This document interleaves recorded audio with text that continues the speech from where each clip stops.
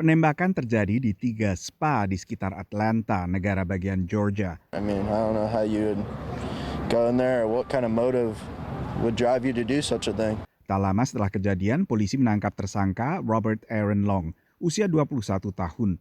6 di antara 8 korban tewas adalah warga keturunan Korea, sehingga motif kebencian rasial menjadi salah satu faktor yang diselidiki. Meski hasil interogasi sementara menunjukkan bisa saja ada motif lain. He made indicators that he has some issues, potentially sexual addiction, and may have frequented some of these places in the past. Presiden Joe Biden di Gedung Putih juga menyatakan prihatin.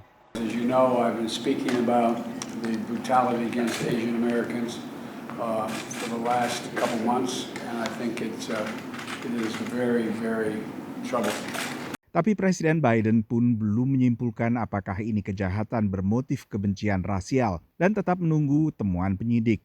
Menurut laporan baru oleh California State University, terjadi peningkatan kejahatan terhadap warga Asia Amerika di 16 kota terbesar AS selama 2020.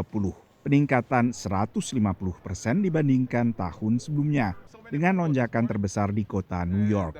Ada ribuan diaspora Indonesia dan warga Indonesia yang tinggal di Atlanta dan sekitarnya. Jumlahnya memang tak sebanyak diaspora Indonesia di kota-kota lebih besar seperti New York dan Los Angeles, atau bahkan daerah khusus ibu kota Washington DC. Mereka berada di wilayah kerja KJRI Houston di negara bagian berdekatan Texas. KJRI langsung mengontak diaspora Indonesia segera setelah kejadian. KJRI Houston udah WhatsApp ke kami dan menanyakan apakah ada warga Indonesia yang terkait dengan kejadian ini, dan kita udah laporkan bahwa ini semua WNI di Atlanta nggak ada yang tersangkut. Diaspora Indonesia pun juga saling menghubungi. Saya terus terang tahu berita ini bukan dari TV, melainkan dari grup. Jadi kami memang ada grup di sini, ya kayak diaspora Indonesia di Atlanta gitu. Meski selama ini sehari-hari tak mengalami diskriminasi, diaspora Indonesia yang dihubungi VOA kini mengaku was-was. Somehow kasus yang kemarin ini membuat saya itu benar-benar takut gitu. Jadi takut kemana-mana gitu.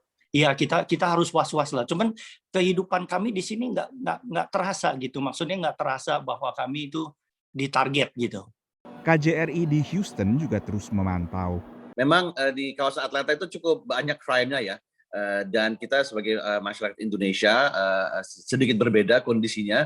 Tapi still kita tetap peka, dan teman-teman konsuler selalu berkomunikasi tidak hanya dengan masyarakat, tapi juga dengan polisi Atlanta dan juga pihak keamanan diplomatik untuk memantau. Dan kalau misalnya ada orang Indonesia yang segera kita langsung menghubungi.